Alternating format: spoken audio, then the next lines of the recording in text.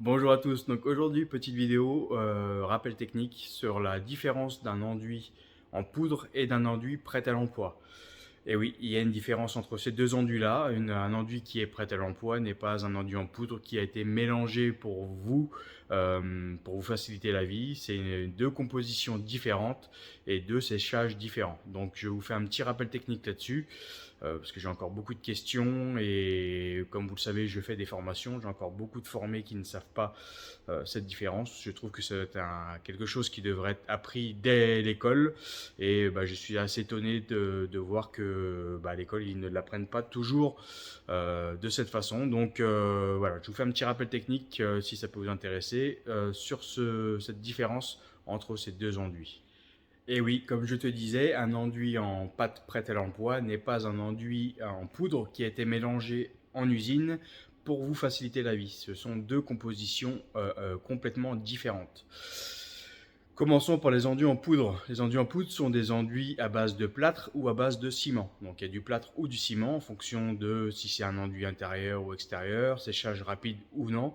Donc à base de plâtre ou de ciment. Donc ce sont des enduits que l'on appelle à prise. Donc ces enduits-là, une fois qu'on les a mélangés avec de l'eau, ils vont faire une prise plus ou moins lente. Par exemple, pour un reboucheur, la prise est de 30 minutes. Donc, c'est-à-dire qu'une fois qu'on a mélangé l'enduit, on a 30 minutes pour l'utiliser. Et sur un enduit de finition ou garnissant, on va être sur une prise un peu plus longue de 8 à 10 heures. Donc, c'est-à-dire qu'une fois qu'on l'a mélangé, le produit va commencer à durcir dans le seau au bout de 8 à 10 heures.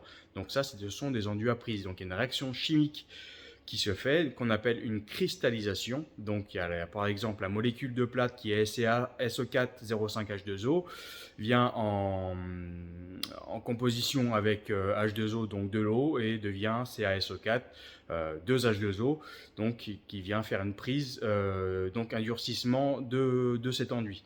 Donc ces enduits-là sont des enduits à prise, donc sèches par cristallisation et par un petit peu d'évaporation d'eau. Donc généralement les enduits en poudre ne font pas de retrait. Si ce sont des bons enduits de marque professionnelle, ne font pas de retrait, c'est-à-dire que en séchant, ils viennent pas se rétracter.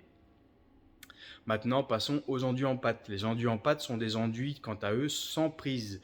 Dedans, il n'y a pas de plâtre et il n'y a pas de ciment. Ce sont de la poudre de marbre, ce sont du calcaire, ce sont de la craie, du talc. Enfin, ce sont des compositions, des composants de cette façon-là. Ces enduits-là sont essentiellement à base d'eau, donc ce sont des enduits sans prise. Ils sèchent par polymérisation, c'est-à-dire que quand l'eau s'évapore du produit, les polymères viennent se réunir et viennent durcir l'enduit. Donc ces enduits en pâte prête à l'emploi sèchent exclusivement par évaporation de l'eau. Donc la conséquence, c'est que ces enduits, une fois l'eau rétractée, viennent se rétracter. Donc justement, c'est comme une éponge. Quand vous utilisez une éponge, elle fait 5 cm par exemple, vous la laissez 2 jours sur le bord de l'évier, et va passer de 5 cm à 2,5 ou 3 cm parce que toute l'eau évaporée de l'éponge justement sera évaporée, donc le produit va se rétracter. L'enduit en pâte prête à l'emploi, c'est le même principe. C'est pour ça que l'on ne retrouve pas d'enduit de rebouchage en pâte pour reboucher des trous de 10 cm parce que physiquement c'est impossible, mis à part les ultra légers, mais ça c'est une autre composition. Mais les enduits en pâte que vous prenez chez des grands réseaux de distribution comme le Roi Merlin, Castorama ou chez certains pros qui le vendent aussi, vous regardez le packaging, donc l'emballage de ces enduits-là, ce sera écrit généralement épaisseur maximale 1 à 2 cm. Vous ne pourrez pas reboucher de trous de 10 cm avec ce type d'enduit-là. Donc, si vous avez un enduit un trou à reboucher assez important, moi je vous conseille systématiquement d'utiliser un enduit en poudre.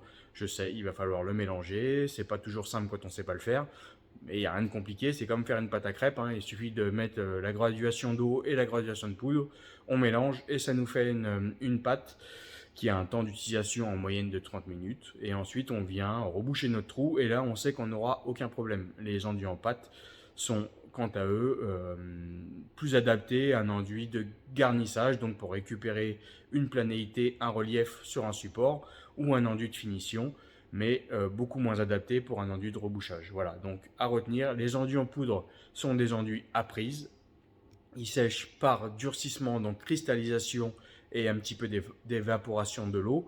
Et les enduits en pâte sont des enduits, quant à eux, sans prise, donc qui sèchent exclusivement par évaporation de l'eau. Donc forcément, il y a un retrait qui s'exerce. Voilà, donc on va choisir par exemple un enduit en pâte pour la mécanisation. Si on a besoin de mécaniser ces enduits, on va utiliser un enduit en pâte parce que lui ne va pas sécher, ne sèche que pour au contact de l'air. Donc une fois que l'enduit est dans la machine, il n'est pas au contact de l'air, donc on peut l'utiliser, ça ne va pas durcir. Par contre, si j'utilise un enduit en poudre dans une machine, bah lui, quoi qu'il se passe, il va faire sa réaction chimique, plus ou moins rapide en fonction d'eux. Donc si je nettoie pas bien ma machine, je vais avoir la réaction chimique qui va se faire, donc le durcissement de la poudre dans mon tuyau, et là, la machine est bonne à mettre à la poubelle. Donc voilà pourquoi on utilise des enduits en pâte dans les machines. Et au-delà de ça, je vais utiliser par exemple un enduit en poudre si j'ai besoin que le chantier, enfin que les bandes par exemple sèchent assez rapidement. Je vais favoriser un enduit en poudre qui lui, quoi qu'il se passe, fera sa réaction chimique.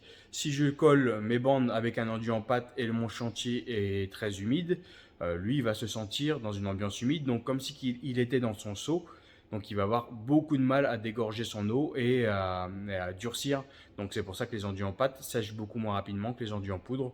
Parce que si vous tombez sur un chantier avec une ambiance, une humidité relative assez importante, l'enduit va avoir du mal à dégorger son eau pour durcir. Donc forcément, le temps de séchage va passer de 24 à 48 heures, voire plus en fonction d'eux, alors que sur un enduit en pâte, un enduit en poudre, pardon, sur un collage de bande à joint, si c'est du rapide en 2 heures, et ben en 2 heures, quoi qu'il se passe, l'enduit aura fait sa prise, donc je vais pouvoir le redoubler. Donc voilà, on va choisir ces enduits en fonction du chantier, en fonction de la température, en fonction du temps qu'on veut passer sur ce chantier, et voilà. Donc faites bien attention quand vous utilisez des enduits en pâte à ne pas calfeutrer toutes les ouvertures, les fenêtres, les bouches d'aération, ce type d'ouverture, parce que sinon vous fermez, vous faites complètement un effet de serre et vous fermez, et là à ce moment-là on est dans une ambiance relative très très humide, et là ça peut être problématique pour le séchage des enduits en pâte. Second point important, quand on a un enduit en pâte et qu'on veut le faire sécher assez rapidement, il ne faut pas forcément chauffer. On dit ouais, je chauffe mon chantier, il a 15 degrés. Oui, mais je prends l'exemple de la Guyane. En Guyane, il fait 35 degrés, par contre, il fait 85% d'humidité. Donc le chauffage ne veut pas dire qu'il ne fasse pas humide. Le seul moyen d'aider un enduit en pâte à sécher, c'est le déshumidificateur. C'est de s'équiper d'un déshumidificateur qui va venir capter l'air humide, le transférer dans un contenant, et ensuite ça va pouvoir permettre à l'enduit de dégorger son eau correctement. Donc ça c'est très important. Si vous voulez aider vos enduits en pâte à sécher rapidement, achetez un déshumidificateur. Voilà, donc j'espère que ça sera plus clair pour vous. Et je vous remercie. Puis n'hésitez pas si vous avez d'autres questions ou d'autres vidéos qui pourraient vous intéresser sur des points techniques. Je les ferai avec grand plaisir. Allez, salut.